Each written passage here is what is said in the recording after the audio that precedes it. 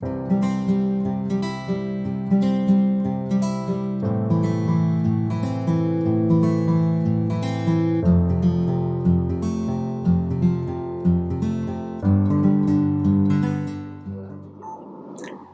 saudara, kita berjumpa lagi dalam pengajaran firman mingguan kita.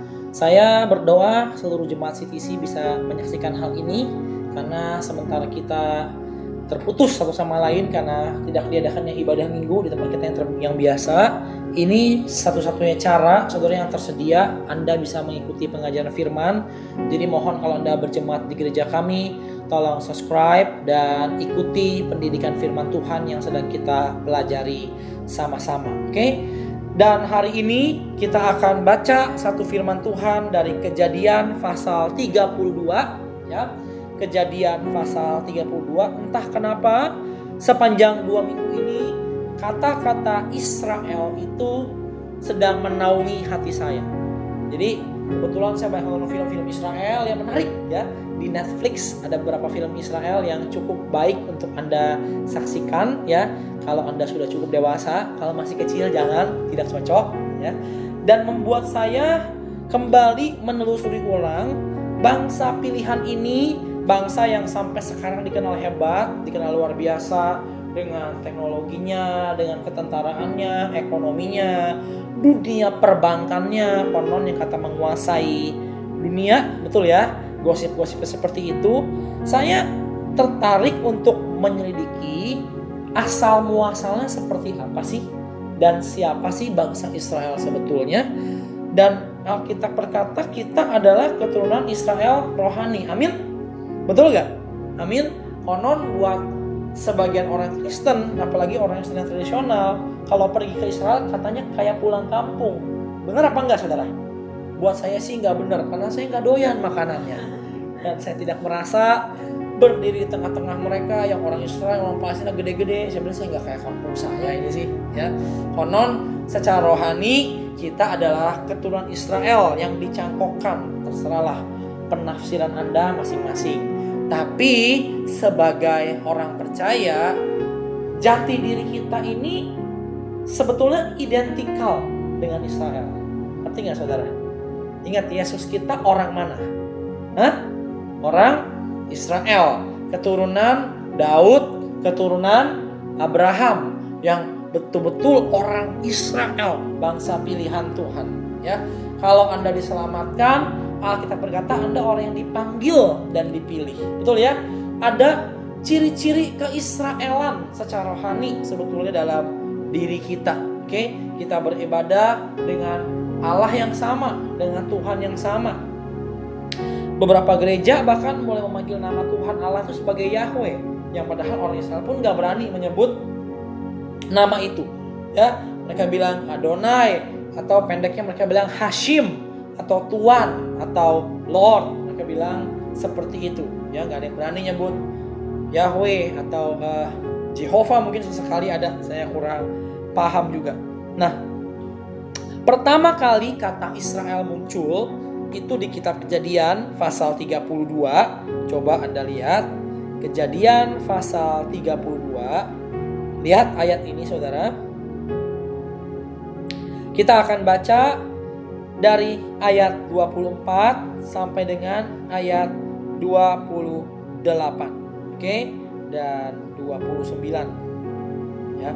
Cukup panjang. Kita baca aja, sebagian besar Anda pasti tahu ceritanya. Saya akan baca bergantian dengan rekan saya seperti biasa. Oke, saya akan mulai dulu ayat 24. Lalu tinggallah Yakub seorang diri, dan seorang laki-laki bergulat dengan dia sampai fajar menyingsing. Ketika orang itu melihat bahwa ia tidak dapat mengalahkannya, ia memukul sendi pangkal paha Yakub sehingga sendi pangkal paha itu terpelecok ketika ia bergulat dengan orang itu. Lalu kata orang itu, biarkanlah aku pergi karena fajar telah menyingsing. Saut Yakub, aku tidak akan membiarkan engkau pergi jika engkau tidak memberkati aku. Bertanyalah orang itu kepadanya, siapakah namamu? Sahutnya, Yakub. Saudara tahu nggak? Oh, satu lagi terakhir biar lebih jelas. Lalu kata orang itu, namamu tidak akan disebutkan lagi Yakub, tetapi Israel, Sebab kau telah bergumul melawan Allah dan manusia dan engkau menang. Lihat ya. Pertama kali kata Israel yang sekarang menjadi kata yang besar, bangsa yang kuat, sekalipun jumlahnya gak banyak di dunia. Bayangkan konon hanya aja 7 juta orang di negaranya saudara yang orang Israel. Itu pun campuran. Dan di luar saya gak tahu ada berapa lagi ya. Tapi pengaruhnya luar biasa. Pertama kali kata Israel ada itu di ayat ini gitu loh ya. Dan ternyata Israel itu siapa? Yakub. Seorang Yakub. Oke. Di ayat 27 lebih jelasnya dikatakan gini, bertanyalah orang itu kepadanya, si malaikat yang bergumul dengan si Yakub ini yang nantinya akan menjadi Israel, siapakah namamu? Sautnya Yakub. Saya pernah baca satu terjemahan Alkitab di Amplified Bible. Ketika ayat ini diperjelas konteksnya di ayat 27, seharusnya bunyinya seperti ini dalam Amplified-nya. Bertanyalah orang itu kepadanya, siapakah namamu? Jeda, kemudian begini, sahutnya ini sebenarnya begini saudara. Dengan mempertimbangkan dirinya sendiri dan terkejut dengan keadaannya, ia menyaut dengan lirih dan berkata, Yakub. Jadi skenarionya bukan begini loh. Berantem bergumul dengan Tuhan, dipukul pangkal pahanya, jatuh, kemudian siapa namamu? Yakub. Enggak sebenarnya. Ketika ditanya, siapa namamu? Dia diam sebentar, dia merenung, kemudian dengan pelan dia bilang gini, Yakub. Sebenarnya kayak gitu. Kenapa? Karena Anda tahu arti nama Yakub apa? Apa? Beberapa orang bilang apa? Penipu, ya. Awalnya dikasih nama Yakub kenapa? Karena memegang tumit Esau. Mereka sebetulnya berdua kembar, perhatiin ya. Sebetulnya berdua kembar. Tapi entah kenapa Esau itu mau keluar duluan. Yakub dari bayinya udah gak rela, gak mau ngelawan takdir. Pokoknya saya mau keluar duluan. Ditarik. Bayangin bayi itu bisa narik kaki kakaknya supaya dia bisa keluar duluan. Ngeri saudara. Dari kecil wataknya udah kelihatan seperti apa ya. Dan seumur hidupnya saudara, watak penipu ini, atau kalau saya bisa bilang lengkap, watak penipu dan ditipu ini menyertai hidupnya. Dia besar sebagai seorang yang mungkin gak pernah tulus, selalu bulus sesuai dengan namanya, gak pernah mau kalah. Mungkin pribadi gampang terintimidasi, maunya menang terus, harga dirinya rendah karena dia merasa seharusnya saya di depan. Dia tipu bapaknya, dia tipu kakaknya, betul ya, dengan halus tentunya nipunya. Sampai suatu ketika kita berjumpa dengan Tuhan, dia sadar dia siapa. Yakub.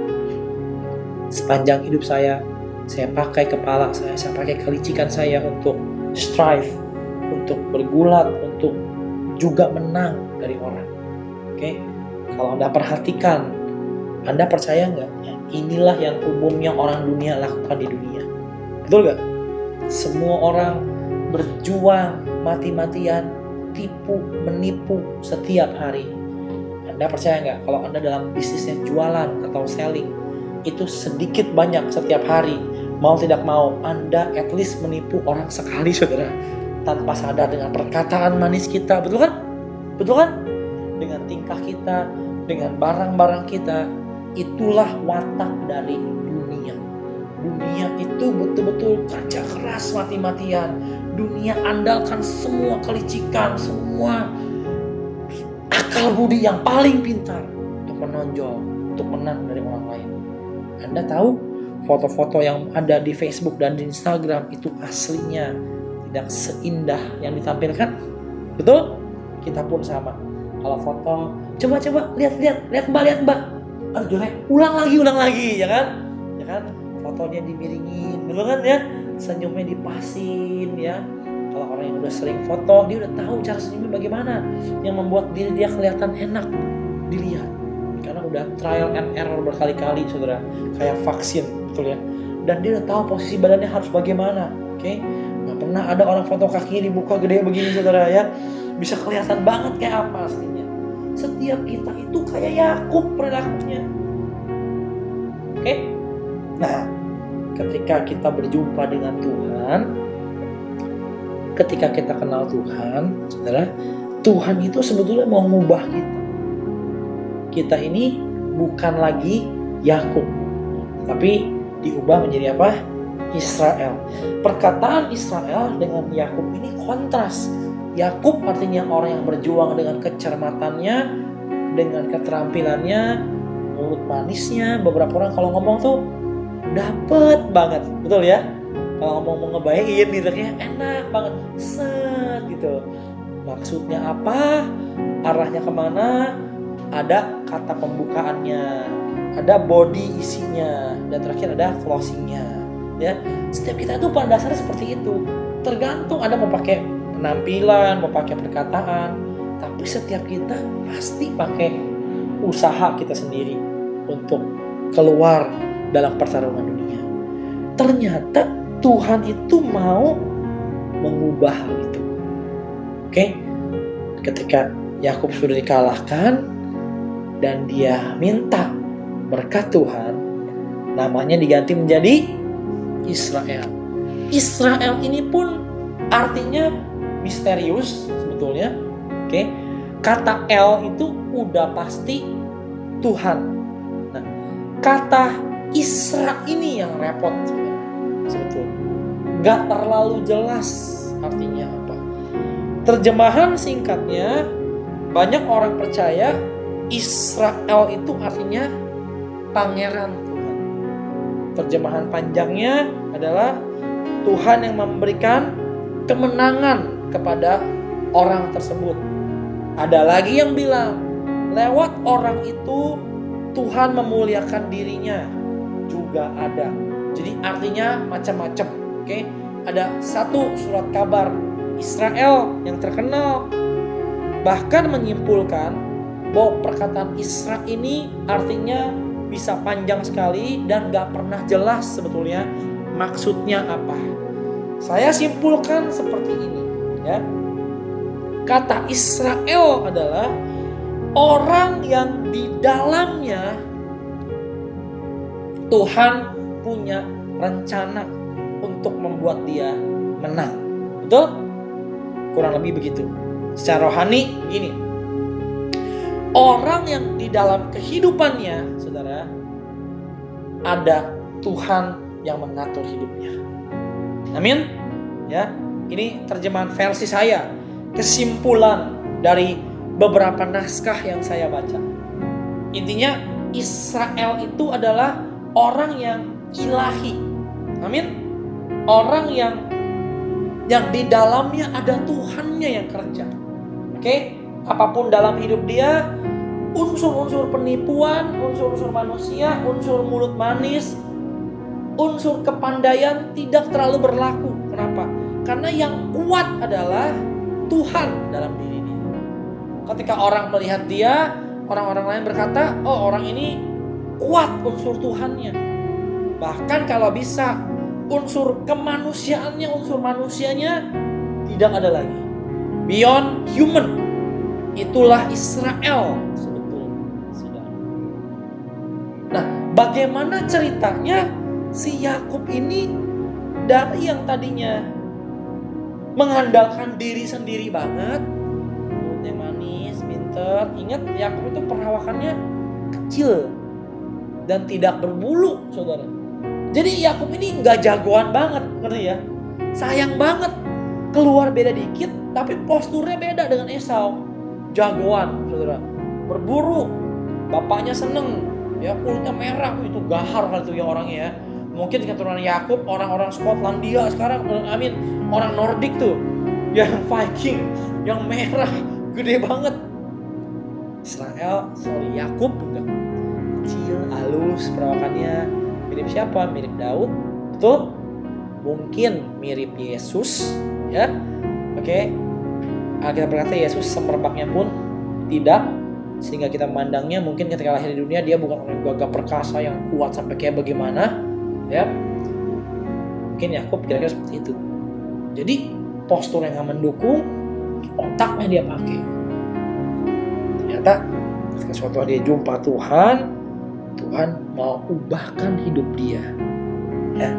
Saya ketemu satu ayat dibukakan Tuhan yang menarik sekali di Hosea pasal 12. Oke. Tentang Yakub. Coba lihat Hosea pasal 12. Baca dari ayat 3 saja sampai dengan ayat yang ke-7. Bergantian sekali lagi. Anda diberkati sampai sini? Amin. Saudara, ayo mulai hitung sekarang. Mau jadi Yakub atau mau jadi Israel? Kalau Anda mau menggenapi panggilan Tuhan, harusnya hidup kita ini tidak terlalu banyak style atau flavor atau cita rasa dari kemanusiaan kita sendiri, dari human kita, ya. Harusnya hidup kita ini lebih ilahi jalannya. Ada keajaiban-keajaiban yang beyond understanding yang Tuhan bukakan, saudara. Harusnya seperti itu, oke? Tapi kalau Anda mau berkutat dengan Yakub, hidup mati Anda di tangan keterampilan, di tangan pikiran, dan di tangan mulut dan kekuatan kita sendiri. Tapi sebetulnya bukan itu yang Tuhan kehendaki. Karena Tuhan mau bekerja dalam diri kita. Amin. Ia mau kerjakan sesuatu dalam diri kita sehingga nyata. Sekali lagi, nama Isra itu banyak macam sehingga nyata. Isra satu mungkin nyata Tuhan berikan kita kemenangan. Tuhan menyertai kita, ya. Atau kita ini seperti pangeran Tuhan. Salah satu artinya juga diberikan kuasa sebagai pangeran Tuhan, ya. Pangeran itu nggak mesti ngapa-ngapain, bener nggak? Betul nggak? Pangeran itu udah anak raja dari sananya, by design, karena keturunan, betul ya? Yang dia perlu lakukan adalah apa? Ikut perintah sang raja. Amin. Betul? Ya. Lihat Hosea pasal 12 mulai dari ayat 3. Saya percaya akan memberkati setiap kita sampai dengan ayat yang ke-7. Yuk saya baca ayat 3 dulu ya. Tuhan mempunyai perbantahan dengan Yehuda. Ia akan menghukum Yakub sesuai dengan tingkah lakunya dan akan memberi balasan kepadanya sesuai dengan perbuatan-perbuatannya. Di dalam kandungan ia menipu saudaranya, dan dalam kegagahannya ia bergumul dengan Allah. Ia bergumul dengan malaikat dan menang. Lihat, perhatikan ayat 4. Lihat, dalam kegagahannya ia apa? Bergumul dengan Tuhan. Saudara berani? Bahkan Tuhan aja Anda ajak bertarung, saking kuatnya kemanusiaan dia. Berani bantah-bantahan, berani pinter-pinteran sama Tuhan. Tuh, Yakub berani.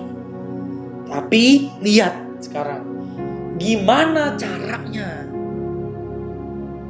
Tuhan menghitung Yakub bahwa dia menang. Gimana caranya? Ini menarik sekali. Ia bergumul dengan malaikat dan menang. Ia, lihat apa? Lihat, ia apa? Ia menangis dan memohon belas kasihan kepadanya. Di Betel ia bertemu dengan dia, dan di sanalah dia berfirman kepadanya. Silakan. Yakni Tuhan Allah semesta alam, Tuhan namanya. Engkau ini harus berbalik kepada Allahmu, perihal kasih setia dan hukum, dan nantikanlah Allahmu senantiasa. Lihat, orang ini, si Yakub ini, dalam seluruh kekuatan manusianya melawan Tuhan. Oke. Dia bergumul dengan Tuhan. Tapi ketika Tuhan lihat di Kejadian lebih jelas, orang ini gak bisa dikalahin, dipukul pangkal pahanya. Konon menurut satu kitab, saudara, kitab kuno bangsa Israel, ya, kitab Yasir, bonggol tulang sininya keluar, saudara. karena dipukul Tuhan, pincang. Ya. Maka sampai sekarang katanya orang Islam nggak makan daging pangkal paha, tuh ujung paha itu tuh, ya. Dan keluar, konon seperti itu.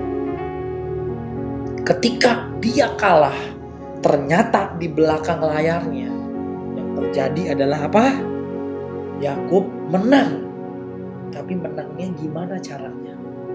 Saudara mau nggak menang di mata Tuhan? Atau Anda mau yang menang di mata diri sendiri? Menang di mata Tuhan tuh gini, saudara. Yudi dikatakan menang, Stella dikatakan menang, Glenn, saya, Ibu Meme dikatakan menang ketika begini, saudara. Ketika begini, ya. Ketika begini. Ketika ia apa? Menangis dan apa? Memohon belas kasihan kepadanya. Ketika Yakub sudah dipatahkan, broken, hancur, dan di titik penentuan sebelum namanya yang dari Yakub diubah menjadi Israel, ternyata saudara ada satu tangisan dan ada satu permohonan akan belas kasihan di pribadi yang tadinya berantem dengan dia. Coba, waduh, ini kalau Anda ngerti forex, saudara, ya, ini dari atas nih ya, tiba-tiba apa? Cetuk, jatuh ke bawah. Kayak gini kira-kira. Bayangin, saudara, bisa nggak kayak gitu? Tadinya berantem lawan orang, berantem bergulat, tiba-tiba nangis. Kasihani saya. Waduh. Ini dari sombongnya tingkat dewa sampai apa? Jatuh ke bawah. Coba orang kayak Yakub, seumur hidupnya jagoan, saudara, mungkin gak bisa nangis dan minta belas kasihan? Ayo. Tapi kalau Anda mau jadi Israel, saudara, yang human, yang manusia dalam diri kita, harus selesai. Gak ada cara lain. Kalau saya mau punya pelayanan yang ilahi, yang dari Tuhan, maka mulai hari ini pelayanan berdasarkan kemampuan, kepandaian saya harus selesai. Tangkap? Kalau Anda mau punya kerjaan yang dari Tuhan, maka seluruh kerjaan yang dari tekad, kekuatan, dan sekedar pembelajaran Anda harus selesai dulu. Harus ada anugerah dan belas kasihan Tuhan dalam seluruh aspek hidup kita. Amin. Amin. Baru Anda disebut Israel. Nangkap ya? Di level dimana Anda menangis dan memohon belas kasihan, di level itu Anda menjadi Israel, menjadi yang ilahi. Apa sih intinya Israel? Simple, Tuhan dalam diri kita. Udah itu aja. Sesederhana itu. Semua Tuhan. Tuhan yang kerja. Tuhan yang memberikan kemenangan.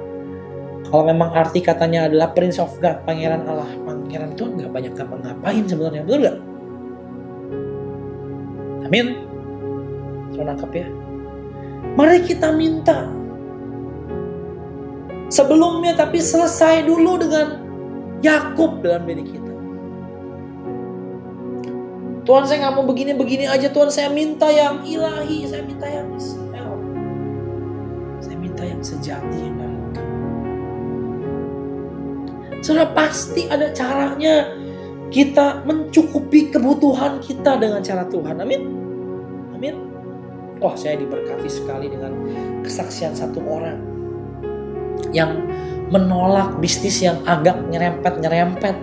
Padahal bayarnya sekian puluh juta sekali tembak, saudara. Hanya perlu terbang ke kota lain, lumayan ya. Lagi pandemi ini bisa jalan-jalan ke kota bagus, sebentar pulang lagi. Sekian puluh juta, mungkin up to hampir di bawah 100 juta sedikit. Tapi dia bilang, hati kecil saya nggak bisa, dia bilang. Dia bilang, orang yang nawarin bilang, Pak kalau Bapak ambil ini, nanti ada order lain lagi yang terbuka gitu loh. Legal nggak? Legal. Bukan ilegal. Bukan yang money laundry yang enggak gitu, enggak. Ya jual narkoba, enggak, bisnisnya normal. Tapi dia punya belas kasihan dengan musuhnya yang harus dia kalahkan. Soalnya dia bilang, saya nggak bisa. Udahlah, nggak bisa. Dia bilang, dia tolak sekian puluh juta itu, saudara. Dan saya bilang sama dia, yang Yakub itu kan kamu tolak, betul ya? Memang sekarang kamu gara-gara berjalan dalam kebenaran, memang mau sesusah apa sih hidup? Memang kalau kamu ikuti Yesus, kamu tolak yang besar itu, terus mau apa? Jadi gelandangan? Hah? Tidur di kolong jembatan? Betul gak? Enggak kan? Saya percaya ketika kita berani tolak Yakub dalam diri kita, pasti serta-merta ada Israel dalam hidup kita. Yakub memang besar tanpa Tuhan, betul gak? Betul gak? Betul kan? Tapi ketika dia jadi Israel, saudara, semua dalam hidup dia lebih merupakan karya Tuhan. Sekalipun mungkin gak sedahsyat Yakub Anda. Banyak orang yang setelah berhenti jadi Yakub dan masukin hidup dengan Tuhan sungguh-sungguh, malah melempem kelihatannya, malah gak enak hidupnya. Betul? Paulus dulu sebelum jadi Israel sejati, hidupnya hebat gak? Murid dari Gamaliel, warga negara Roma, orang hebat, saudara. Tapi ketika Tuhan sungguh-sungguh dianiaya, ditelanjangi, perahunya karam, digigit ular, betul? Ya, kemiskinan, dianiaya, dikejar-kejar orang. Tapi, saudara, keilahian itu ada dalam diri dia. Dia ngalamin Tuhan, mati pun puas, betul? Dan dia menghasilkan karya yang luar biasa untuk kerajaan surga. Saya berdoa Anda ngerti. Saya berdoa Anda tahu, makin orang mau hidup benar dengan uang mereka, makin orang mau hidup benar untuk gak merambah ke bisnis-bisnis yang melanggar, mencederai hati nurani Anda sendiri. Tuhan makin membungkus Anda dengan keilahian. Anda akan makin mengalami Tuhan. Anda akan makin merasakan God is in you, Jesus in you. Kuat, makin kuat dan makin kuat. Oke? Saya seminggu ini ngalamin peningkatan level spiritual. Malam-malam doa betul-betul merasakan Tuhan. Saudara, ada satu tawaran mendapatkan uang yang baru buat keluarga kami. Saya doakan betul-betul, saya bilang, Tuhan, saya gak mau salah jalan, saya gak mau kehilangan, meskipun nampaknya menjanjikan, tapi saya gak mau kehilangan perjalanan dengan Tuhan. Tuh. Kalau emang saya harus melewati lembah-lembah yang kelam, ya udah gak apa-apa, daripada saya di puncak gunung tapi tanpa Tuhan, gunanya apa? Ayo, Anda di puncak kejayaan tapi Tuhan gak ada, Anda mau apa? Betul gak? Tapi kalau memang Tuhan izinkan kita ke bawah, asal itu ilahi, asal itu Israel, suatu hari Anda akan keluar sendiri. Dan Anda keluar menjadi pribadi yang berbeda. Dirimu udah lebih gak kelihatan, Tuhan udah lebih nyata. Amin. Amin. Saya berdoa yang kuat yang dari Tuhan nyata dalam kita. Dia Tuhan yang layak dipercaya. Mari kita berdoa sama-sama.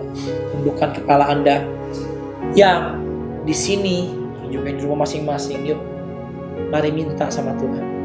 Kalau Anda tahu ada Yakub yang perlu selesaikan hari ini, supaya yang Israel itu bisa muncul.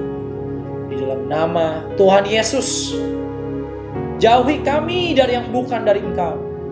Pagari kami Tuhan dengan perlindungan-Mu sendiri, supaya yang bukan dari Engkau itu gak bisa masuk rumah hati kami, sekalipun nampaknya indah dan menjanjikan. Tolong Tuhan, beri anugerah buat hamba-Mu Tuhan, juga buat yang hadir, juga buat yang di rumah. Kami mau ada rumah tangga yang ilahi. Kami mau ada anak-anak yang ilahi. Tuhan, kami minta ada keuangan yang ilahi, pencukupan. Kami gak minta kemewahan, kami gak minta kekurangan kalau bukan darimu Tuhan. Kami minta pencukupan yang sejati. Di dalam nama Yesus, hati kami dipagari kuat oleh anugerah Tuhan, bisa memelihara damai sejahtera, ketenangan, dan semua yang bersih, yang ilahi, yang Israel. Terima kasih Bapa. Dalam nama Yesus kami berdoa. Amin. Bapak Ibu, ingat ada begitu banyak tawaran, tapi minta Tuhan yang ilahi, minta yang dari Tuhan, supaya hati Anda terjaga dan Tuhan kerja dengan nyata dalam hidupmu. God bless you. Amin.